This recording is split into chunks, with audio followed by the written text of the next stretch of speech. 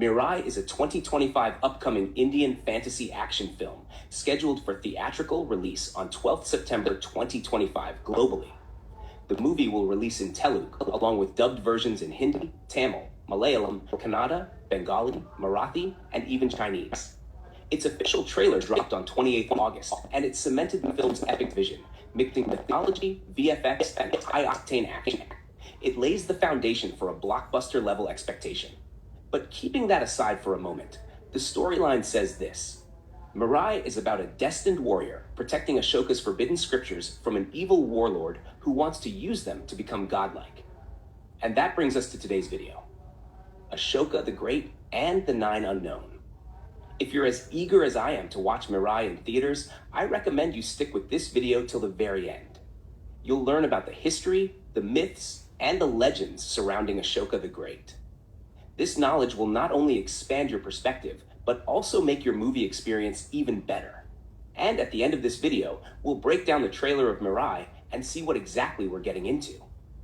So without delaying further, let's jump right into it. Welcome to the Wisecrack Monk.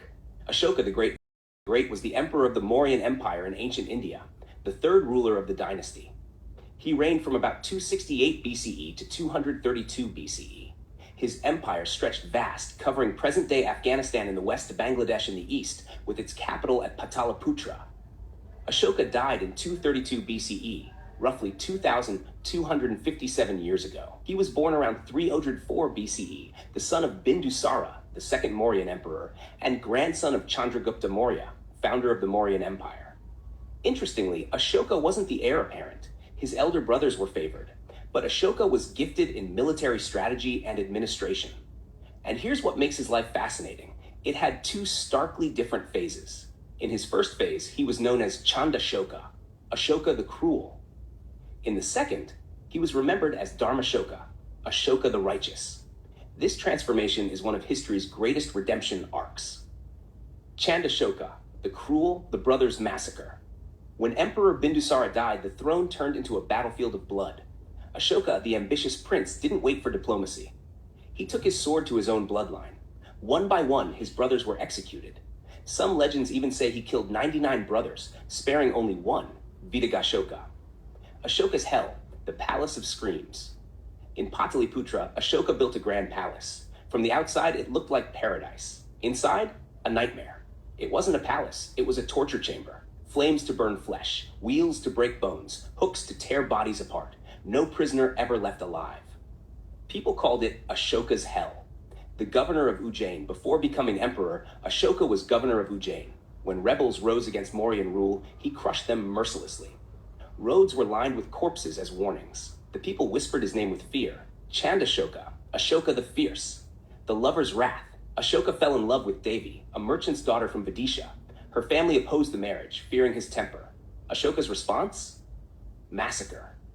Some tales say he slaughtered 500 of Devi's kinsmen in rage, and yet Devi became his queen. Ironically, she would later guide him toward compassion. Rule of terror. As emperor, Ashoka's justice was ruthless. Minor crimes invited brutal punishments. Spies crawled through markets and homes listening for whispers of dissent. Law was maintained not by respect, but by fear. The turning point. The Kalinga War. The Mauryan Empire was vast. But one proud land remained free, Kalinga. A wealthy kingdom on India's eastern coast, modern-day Odisha and northern Andhra Pradesh. It thrived on trade and independence, run without a king. Ashoka couldn't tolerate it.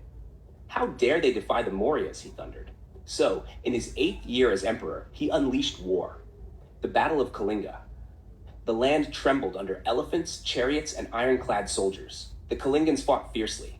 Farmers became warriors, merchants took up arms, even women and children resisted. But Maurya steel was unstoppable. By the end, 100,000 lay dead, 150,000 were enslaved, villages were burned. Rivers ran red. The Mauryas had won, and yet Ashoka had suffered his greatest defeat. Ashoka walks the battlefield after the battle. Ashoka walked among the dead, mothers weeping over lifeless children, fathers chained in captivity. Fields of corpses where life once thrived. For the first time, the emperor's heart trembled. He asked himself, what was the worth of empire if built on rivers of blood? The transformation, from cruelty to dharma. That night, Ashoka couldn't sleep. The screams of Kalinga echoed in his dreams. By dawn, Chandashoka, the fierce, was gone.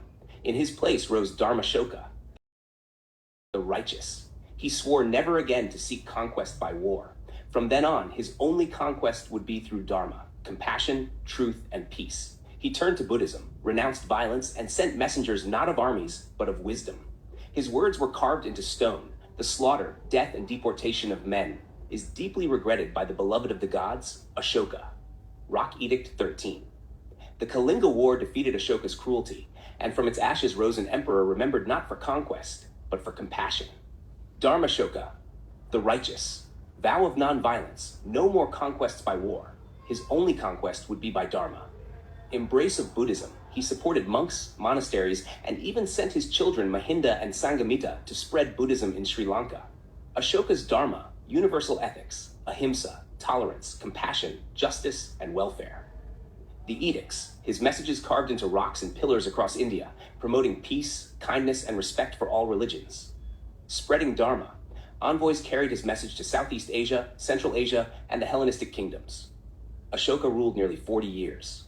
In his later life, he lived simply, ate little, and devoted himself to dharma. His memory endures. The lion capital at Sarnath became India's national emblem. The Ashoka chakra became the wheel at the center of India's national flag. From fierce conqueror to compassionate ruler, Ashoka became immortal in history. From Ashoka's own words, Rock Edict 13, even 100th or 1,000th part of those who were slain, died, or were carried away in Kalinga is now considered a grave matter by the beloved of the gods. For if anyone does wrong, it weighs heavily on him. The conquest of Dharma brings victory everywhere and brings happiness to all. Here Ashoka himself admits remorse over the bloodshed and declares Dharma, righteousness, compassion as the only true conquest. And where I once sowed terror, I now plant mercy. Where the sword once carved silence, Dharma now speaks. The earth remembers me not as Ashoka the fierce, but as Ashoka who learned that to conquer oneself is greater than to conquer 1,000 kingdoms. The ruthless conqueror became the messenger of peace. The blood-stained emperor became the guardian of Dharma. And that's Ashoka the Great, his transformation from fierce emperor to righteous leader. Now, let's move to the legend of the Nine Unknown. The legend of the Nine Unknown. These unknown books are not mentioned in official Mauryan inscriptions or Buddhist chronicles. Instead, they appear in later legends, folklore, and modern retellings, but the idea is fascinating. According to legend, after the horrors of the Kalinga War, Ashoka realized how dangerous knowledge without wisdom could be. He feared that scientific or occult knowledge, if misused, could destroy humanity, as his war had nearly destroyed Kalinga. So, he supposedly formed a secret society of 9 unknown men, scholars chosen to guard and advance this dangerous knowledge. Each was entrusted with a book of immense, almost supernatural knowledge. 9 unknown men, each entrusted with a book of dangerous knowledge. 1, the Book of Propaganda and Psychology, Persuasion and Mass Influence. 2, the Book of Physiology, Secrets of the Human Body and Even the Touch of Death. 3, the Book of Microbiology, Biology, Bacteria, Viruses, and Biotechnology. 4, the Book of Alchemy, Transmutation of Metals, Energy Secrets. 5, the Book of Communication, Telepathy, and Instant Transmission of Information. 6, the Book of Gravity, Cosmology, Flight, Motion, and perhaps even Vimanas. 7, the Book of Light, Cosmos, Optics, Solar Energy, maybe laser-like tech. 8, the Book of Sociology, Society, Rise and Fall of Empires. 9, the Book of Prophecy, History and Time, Fate, and History's Cycles. The secret society of the 9 unknown, were said to guard these books and update them through centuries. Whenever one died, another worthy successor was chosen. Their mission, protect humanity from knowledge too dangerous to use carelessly. Some modern conspiracy theories say the society still exists today, guiding or influencing world events quietly. In short, the 9 books of Ashoka are a mix of history, myth, and mystery. Whether real or not, they symbolize an ancient idea that knowledge can be as destructive as weapons and must be handled with wisdom. Origins of the legend, inscriptions by Ashoka, rock edicts, pillar edicts, talk about his policies, Buddhism, Dharma, and remorse after Kalinga. But nowhere does Ashoka himself mention 9 unknown men or Nine Secret Books. The earliest detailed mention of the Nine Unknowns comes from Talbot Mundy, a British writer. In 1923, he published a novel called The Nine Unknown. Mundy claimed the story was based on Indian traditions he had heard while living in India. His book presented the Nine Unknown as a secret society guarding powerful knowledge for the good of humanity. This is the first solid appearance of the full myth in modern literature. While Ashoka's 9 books are not mentioned in Buddhist texts or early Indian literature, India does have legends of secret societies of wise men, stories of guarded knowledge, like the Vedas being restricted to initiates, or yogic cities kept secret, references to occult sciences like Rasayana, alchemy, Ayurveda, astrology, and Vimanas in ancient texts. These cultural ideas may have been woven into the myth of the Nine Unknown by storytellers. In other words, the Nine Unknown Books of Ashoka are a modern myth born from Western imagination mixed with Indian mysticism, but it has stuck because it feels plausible. Ashoka was a wise emperor, horrified by war, who might very well have wanted to protect humanity from self-destruction. That's a wrap on Ashoka the Great and the Nine Unknown. Before we leave, let's see how this legend became the idea of the story for the upcoming fantasy action film Mirai. Back to Mirai. And that brings us full circle. Mirai is about a destined warrior protecting Ashoka's forbidden scriptures from an evil warlord who seeks godlike power. In the trailer, we see Siddharth, played by Teja Saja, a young warrior fated to become the Super Yoda, the protector of the Navadaya Shastras. The antagonist, Mahavir Rana, aka Black Sword, played by Manchu Manoj, sets out to capture these scriptures to dominate humanity.